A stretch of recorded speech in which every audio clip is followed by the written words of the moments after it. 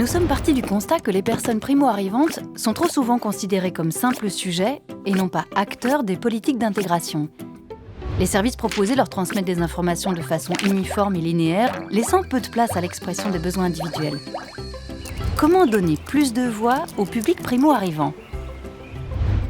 Dans le cadre du projet CAMIM, nous avons utilisé une méthode de co-création qui a permis aux personnes primo-arrivantes de revenir au centre de la réflexion et des décisions qui les concernent.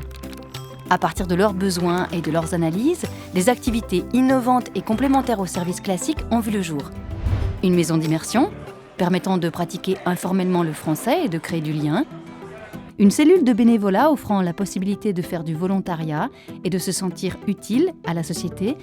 Et un module de confiance en soi pour réfléchir à leur parcours de vie et à leur ancrage durable en Belgique. La démarche de co-création demande de sortir d'une posture de détenteur de savoir à transmettre pour passer à celle de facilitateur. Il s'agit de considérer les nouveaux arrivants comme des experts en matière d'intégration, en ce qui concerne leurs besoins et les réponses à y apporter, et de veiller dès lors à ce que leurs paroles soient entendues et prises en compte. Le public primo-arrivant participe plus facilement lorsque l'on part de leur vécu et de choses concrètes, plutôt que du cadre institutionnel et d'informations abstraites. Leur expérience permet de questionner et d'adapter l'existant, mais aussi d'innover. La co-création demande du temps pour pouvoir créer une relation de confiance, tester de nouvelles idées. Il est donc nécessaire de sortir du cadre de travail classique où priment l'efficacité et les indicateurs quantitatifs. En parallèle des services existants, il est intéressant de proposer des espaces de rencontres et de réflexion informels, libres d'accès, afin de libérer la parole et d'accueillir les propositions sans jugement. Pour que le public comprenne bien le processus et s'y sente à l'aise, cela nécessite une communication claire, régulière et accessible à tous, également au public non scolarisé, en utilisant notamment des supports visuels ou un langage vulgarisé.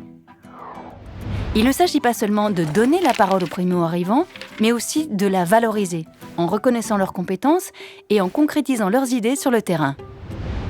Du côté de l'institution, la démarche de co-création permet de créer un pont entre l'institutionnel et la vie en société, d'apporter de la créativité et de l'innovation, et de renforcer l'adhésion du public. Les projets développés en co-création offrent également plus de résilience et de durabilité.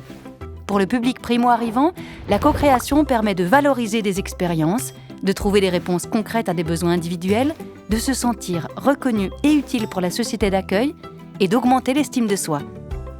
Des changements bénéfiques et dynamisants pour tous.